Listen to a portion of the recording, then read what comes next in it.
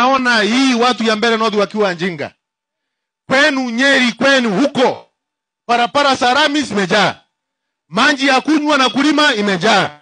Stima imejaa. Kuajiriwa kwa watoto iko sawa. Ati sasa tuko na nafasi.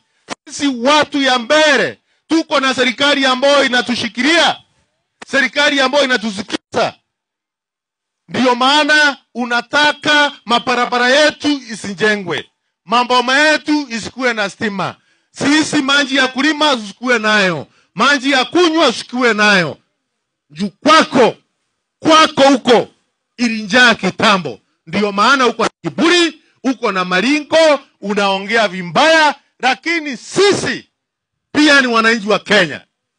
Ile maendeleo inapatikana kutoka kwa serikali ya Kenya. Mungu ametunjalia, tumepata rais wa jamhuri ambaye anasikiza viongozi wa Mbeere kwa sasa.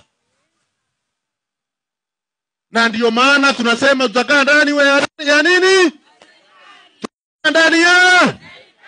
Tutakaa ndani ya. Hebu nione wao wanasema tutakaa ndani ya serikali, tutakaa ndani ya serikali jameni.